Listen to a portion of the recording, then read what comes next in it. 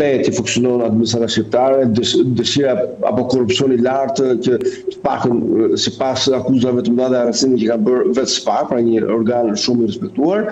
ka një ndryshim të madh, ka një qasje ndryshe, që duket edhe nga imazhi i ndryshimit nga rrugët, nga sheshet, nga shumë qytete që kanë ndryshuar komplet pamja, dhe sigurisht edhe ardhja e turistëve ka dhënë një dinamik tjetër dhe ka prodhuar energji të reja. Vetë qytetarët shqiptarë në Shqipëri duket tashmë se janë më të hapur dhe nuk janë më të ngujuar siç ka qenë dikur të majtë djata apo vetëm tek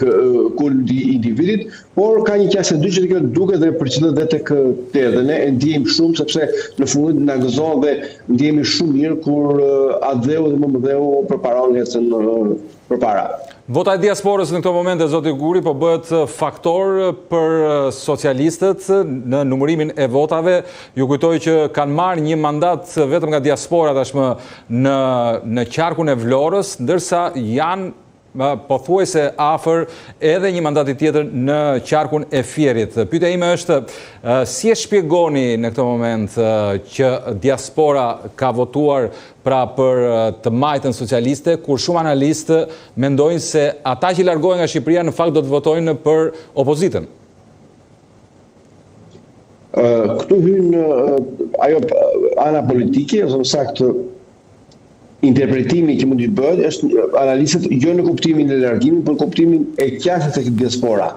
Siç e thënë më herët në Greqi, që nuk kishte ndodhur në të kaluar, për të parë histori, një kryeministër vjen dhe takon diasporën dhe ka marrë një fjalim majën e kaluar, një fjalim jo politik. Më pas, po, erdhi disa herë dhe ka bërë fjalime politike. U detyrua në fund ta themi kështu, ardhja apo më saktë ju mundsua lidhjet e opozitës, pse kishte pamundur për shkak të ndalimit dhe të kushteve që ai ishte i akuzuar nga SPAK për të vizituar Greqinë. Kjo zgjoi interesin ndaj Adheut. Dhe sigurisht mos harrojmë faktin që pjesa më e madhe e kryesisht në Greqi apo edhe në Evropë e të larguarve kanë prirje të majta, të pakën këtë duket edhe nga vota, apo duket edhe nga takimet që kanë zhvilluar forcat politike. Sepse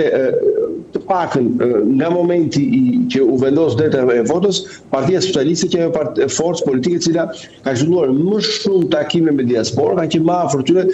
qoftë ndërmjet strukturave të degëve të saj të partisë, apo edhe me anë të figurave të ministrave, apo edhe vetë kryeministit, i cili lojti shumë bukur politikisht dhe diplomatikisht, duke krijuar një qasje tjetër, fillimisht që të jemi edhe korrekt me atë. Takimet e para që ka qënduar kryeministi Rama me diasporë nuk ka qenë takime politike, por ka qenë takimet e paraqitjes së strategjisë Shqipëria 2030 dhe kjo ka përshtypjen që luajti një rol shumë të rëndësishëm dhe një rol shumë të veçantë për trekjen e vëmendjes të diasporës shqiptare, e cila më në fund aty ku ishte e harruar nga politika shqiptare, u ndjej e rëndësishme dhe ktheu vëmendjen tek Momodheu. Qartë, dhe pyetja e fundit mendoj dhe unë Partia Demokratike. Qartë, dhe pyetja e fundit zoti Guri, çfarë pret diaspora shqiptare nga mandati i radhës i Edi Ramës, a besoni se do t'i mbaj premtimet e dhëna në Kret, Athinë dhe Selanik? Mbetet për të parë, por gjithsesi ne si diasporë nuk jemi të kënaqur me faktin që ndërkohë që ne kemi kërkuar kemi adresuar disa kërkesa tek kryeministri i Shqipërisë, përgjigja e tij kur ai erdhi dy herë në fundit në Athinë ishte që me hyrjen në Evropë zgjidhet gjitha problemet. Pra, kjo do të thotë që